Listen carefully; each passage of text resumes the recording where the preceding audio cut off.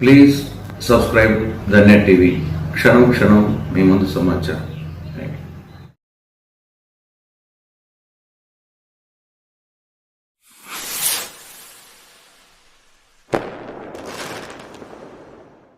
అందరికీ నమస్కారం.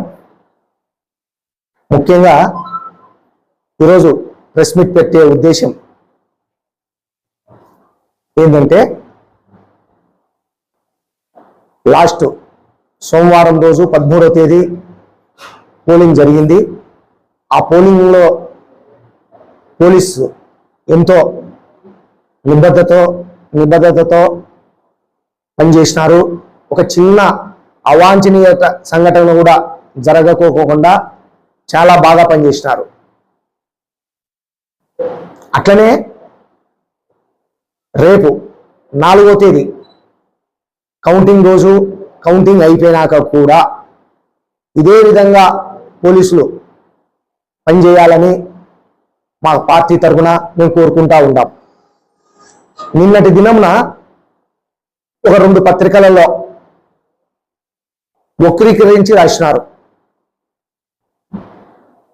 నిన్న ఎమ్మెల్యే గారు మేము ఒక బైక్ షోరూమ్ ఓపెన్ చేసేదానికి పోతూ మా ఎమ్మెల్యే గారికి ఫోన్ వచ్చింటే ఒక కార్యకర్తను తీసుకొని పోయినారు పోలీసులు, కౌన్సిలింగ్ ఇవ్వాలనే ఉద్దేశంతో తీసుకొని పోయినారంటే, అదే వేలో పోయేటప్పుడు మేము మా ఎమ్మెల్యే గారు దిగి పోలీసులతో మాట్లాడడం జరిగింది.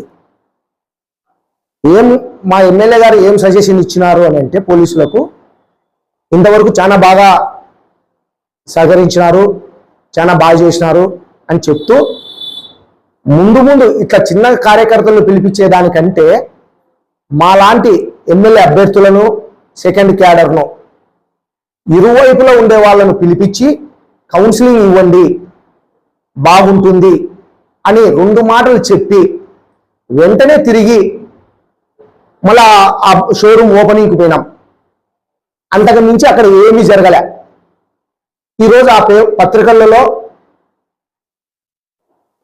తాడిపత్రి ఇంకొకటి ఏమేమో వక్రీకరించి రాసినారు. అదంతా పద్ధతిగా లేరు. మీరు ఏమన్నా విన్నారా?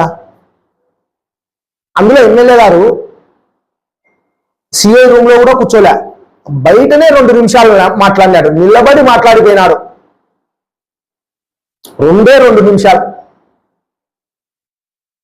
ఎక్కడే కానీ మేము కానీ మా పార్టీ కార్యకర్తలు కానీ లీడర్లను కానీ రాబోయే 4వ తేదీ కానీ అంతకు పైన కానీ చిన్న అవాంఛనీయ సంఘటన కూడా మా తరపున నుంచి ఎక్కడే కానీ చిన్న గొడవ కూడా జరగదు.